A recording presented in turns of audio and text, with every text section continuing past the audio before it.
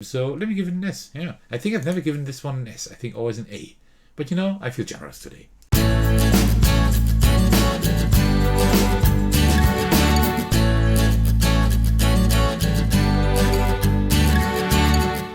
Hey everyone, this is Attackers and I'm back with my tier list for the past November for all the games that I have played. And you can see a little fewer games than usual, but that's also because I played some pretty large games such as Sleeping Gods and Aeon's End and whatever, and also Sword and Sorcery. So yeah, some quite large games, and this is why a few less games than usual, but still quite a bit.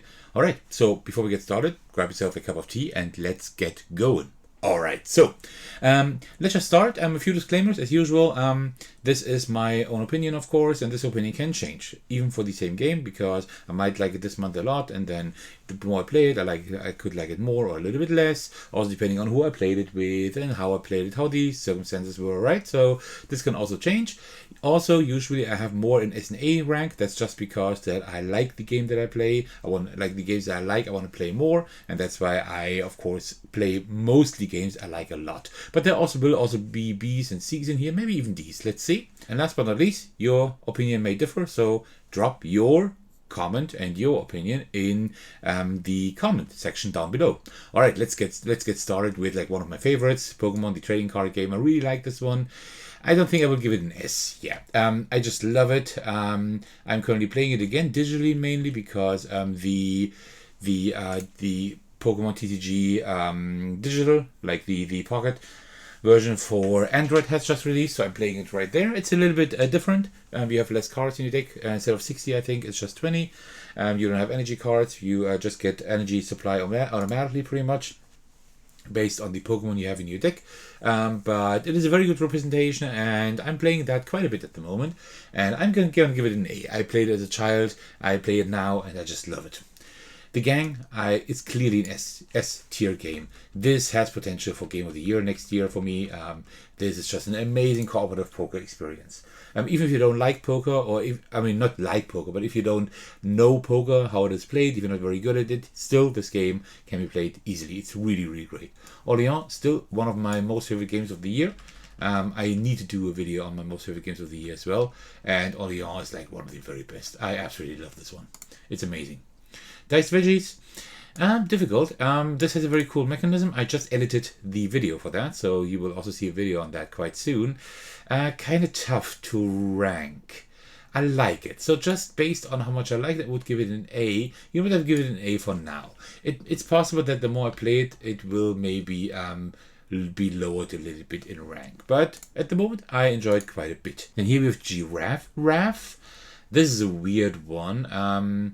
This is like you put like sets of cards down in specific slots, and you always have to put like higher cards there than the other players in order to win that spot, and you need to get rid of your cards as quickly as you can. It's a weird game. I actually enjoyed my time with it, but it's not like very balanced. It's not really not a perfect game. It's also not rated very well on Board Game Geek.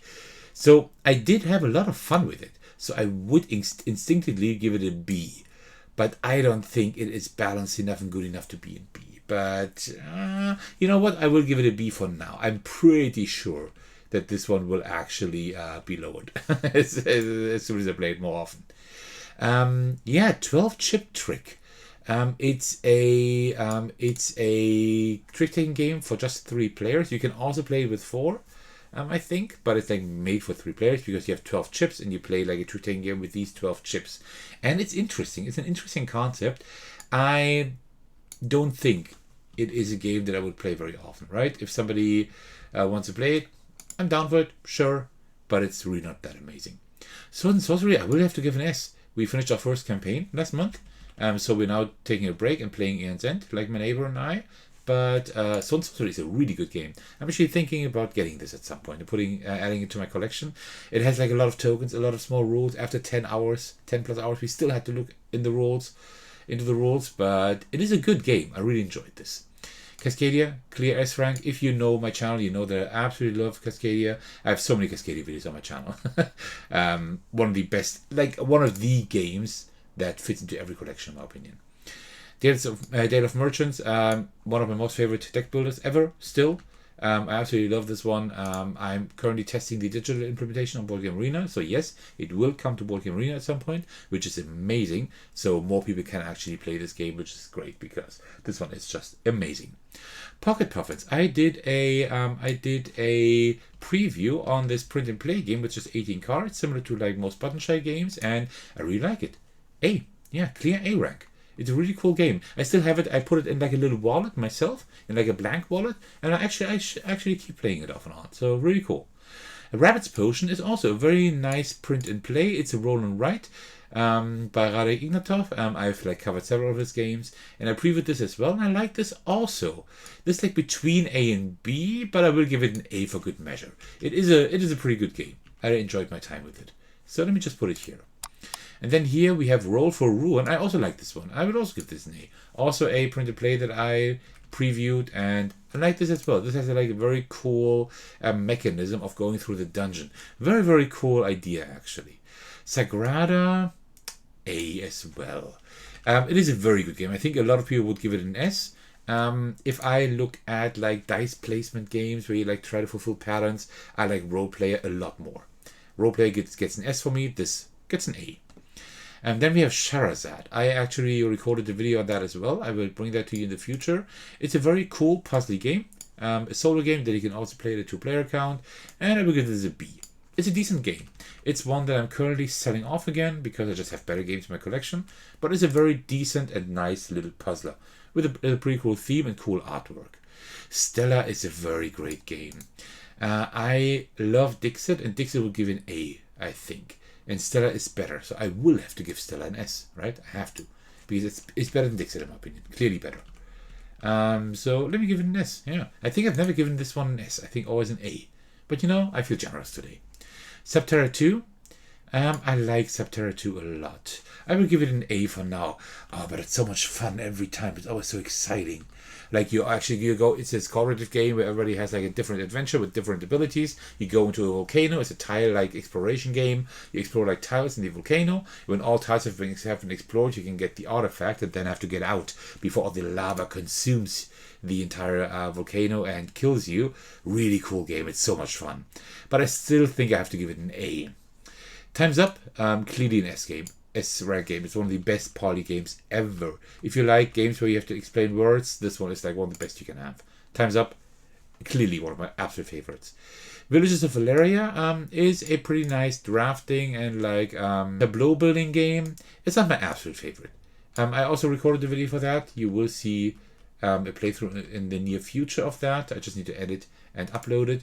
It's not a bad game. I enjoyed my time with it, but I can't give it better than a B. Abduction. I will also have to record a video for that. It's a puzzly game with like really cool components. These little ducks you pull out of a rubber UFO. The theme is totally wacky, and I love that. And I like the game. I haven't played it so often yet. I will give it a B for now. I don't know if it will ever go up to A or if it will go down further. I have to play it more often. I only played it once so far, but I really enjoyed my time with it. Aeon's End. Okay, well, I mean, you know that, right? Aeon's End, always S rank. It is my most favorite solo board game. It is one of my most favorite games ever. Definitely S rank. This would be like Aeon's End would if I ever make a list of island games, like games I would take to a deserted island. I think this might even be my number one. Not sure. If I take the entire collection, right, and not just one game. Anno 1800. This was a surprise. Oh man, I just played this once and I knew I had to get it, and now I got it.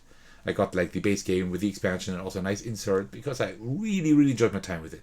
It is different. And it is very long. We played it at a 4-player count and we played, I don't know. Did we play 3 hours or more? Way too long for 4 players. But like, I can imagine this being really good at a 2 or 3 player count. I would give it this an A for now, but this one has potential to rise up further. Especially with the expansion. Birds of a Feather. It's a neat little card game. I always come back to it, although it's so simple. So I think I will have to give this an A. Because I just like to play it very often. Books of Time. I had high hopes on this, and the mechanism of like having these little binders where you put in like book pages in order to do like specific actions and stuff is very cool. I just thought like after like 20 minutes of the game, like after having played half of it, I was kind of done with the mechanism. And apart from the mechanism, there isn't a whole lot more in the game. Oh man, can I give this a B or do I have to give it a C? Do I like this less than these games here? I really didn't have a whole lot of fun with it, right? Yeah, I have to give it a C, I think. It kind of breaks my heart because I had so much hope in it and the mechanism is so cool, but I don't know. I don't like it too much. Cactus Town, I only played this once. I will give this... I will give it an A for now. I still need to get the solo expansion and play it, to play it solo. And then I can like see whether I put it in S or B. I need to play with more people more often to kind of see where it ranks. But for now, I will give it an A.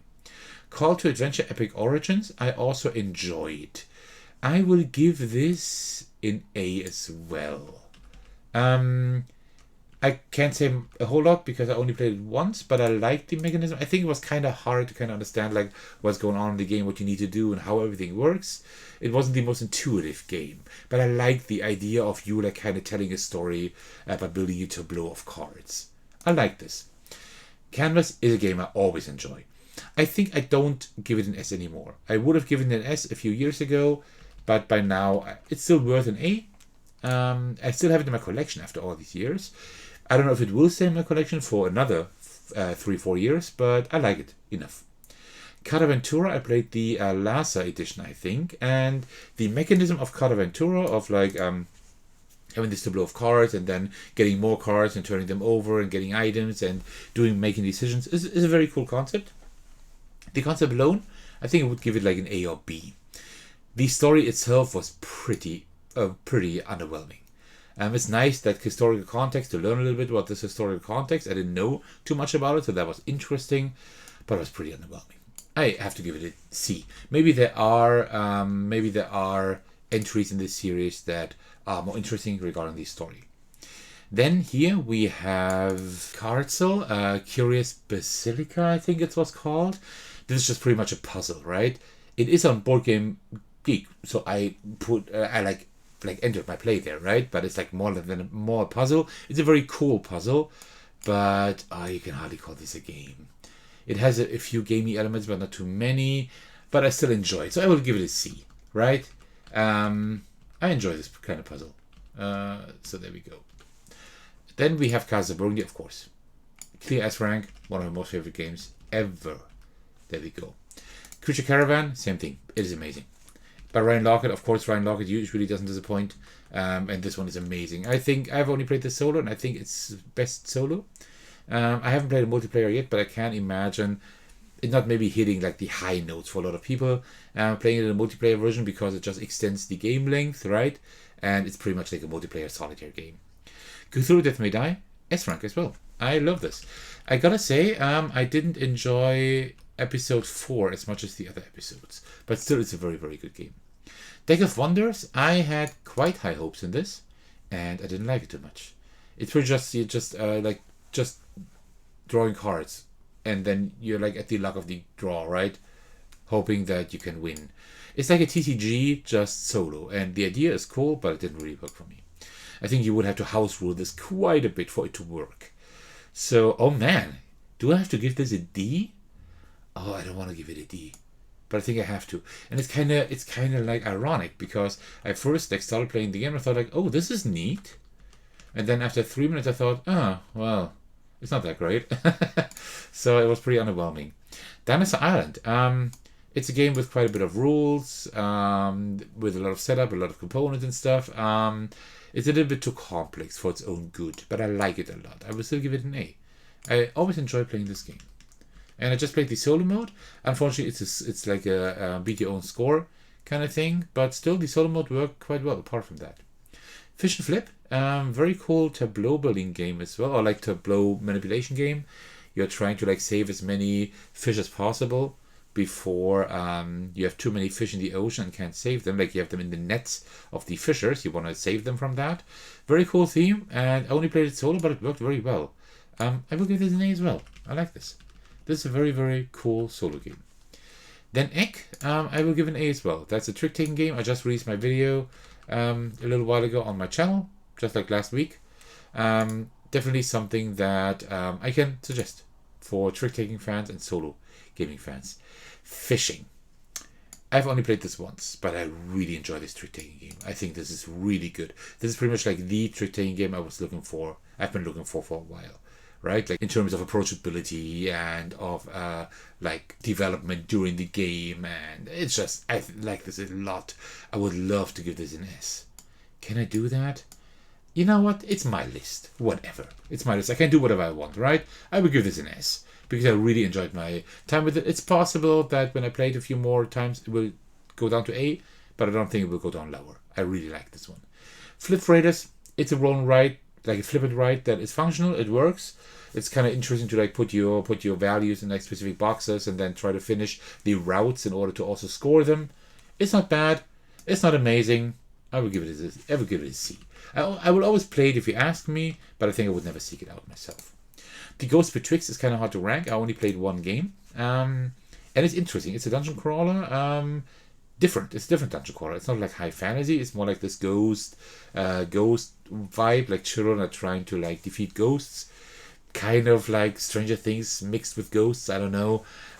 Pretty cool theme, and the mechanisms are quite novel, I gotta say. I will give this I don't know, between A and B. I will give this a B for now, just because I haven't played it long enough to actually like say how much I really like it. But I did enjoy my first play, pretty much. Gnome Hollow. I'm very conflicted on this one.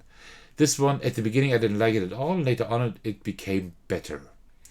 I would give this a B as well. It's like you're trying to like build like routes like made out of flowers, I think. It's been a few weeks.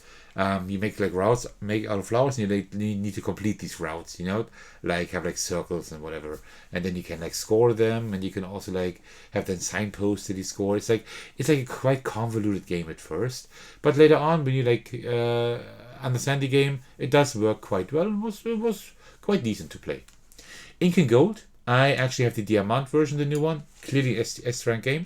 It's like one of the best push your luck games that exist. It's similar to Megaland a little bit, just simpler, more approachable. Great, and also you can play with up to 8 people, I think, which is crazy. Really good. Kites, I will give an A. It's a real-time game. I really enjoy playing. I don't play very often, unfortunately. It doesn't hit the table often, but when it does hit the table, it is really fun. Llama. It's such a simple game. It's pretty much just better Uno, right? Kind of. But it has a few really cool mechanisms, so I will put this in A. The Loop, I will also have to put in A. I've only played one game so far, a solo game, which I really enjoyed. I think this could be a game. Same old collection for a while. I like this one a lot. I will also put this in A. I just have to play it more often. So let me just put it here as well. Then we have Schlag den Rab, this beat Rab. That is something that most people don't know what that is. That is actually a German TV show that doesn't exist anymore, but it used to exist. It was a really cool show where like Stefan Raab, that's like how he was called, Stefan Raab. He like contestants could like apply to like beat him, and then they would have like a series of 15 games or something, and like whoever won the most games, like the later games gave more points, and who had the most points after these 15 games then won, right? And he won like a lot because he's like really good. There's a board game for that works. It is functional. Can I give this a B? I don't know. It's a B or a C. Let me give it a. It's like a lot of component. Yeah, but I still give it a B for now. It's a pretty decent game. I don't think this will stay in my collection very long. Then here we have Scoundrel, a game you can play with just a regular deck of playing cards. This is also a B tier game. I like this quite a bit. I don't play it very often, but whenever I play it, it's fun. It's like a dungeon crawler. You can just play with a deck of cards. Pretty cool, actually. Sleeping Gods Ascend Skies. Very interesting. The other Sleeping God, I will give an S, and this one as well. Which one do I like more? Well, this one here is much better in terms of gameplay. It's much more streamlined. Everything, like all the extra fat you don't need, has been like trimmed out, right? It has been reduced to like the core concepts, and that makes it like really, really great to play. The stories I did enjoy more in the original, I think. So I'm kind of conflicted which one I like more. And then we have Sphinx. Sphinx is also an S rank game for me. A very cool tile manipulation or grid manipulation game that you can play solo and up to 4 players. I just released the videos a little while ago. I encourage you to check it out. A really good game by Impatience Games.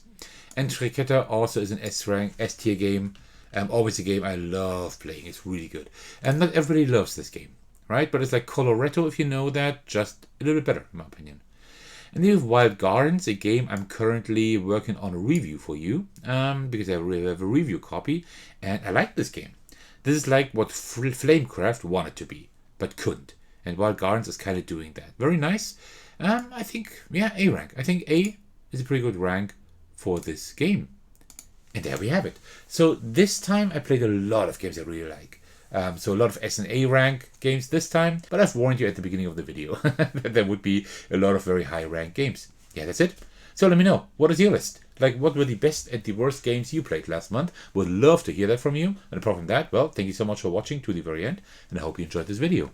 Thank you so much for your support. I really appreciate that. Especially I want to give a shout out to my generous patrons. And the biggest thanks go out to Thagonor, who is supporting me at the highest tier. Thank you so much. That's very generous. You can support me by watching, liking, and commenting on my videos, subscribing to my channel, support me on Patreon, and joining my Discord server to hang out with me and my really amazing community. Alright, thank you so much for watching. I will see you in the very next video. Take care, everyone. Stay safe, and cheers.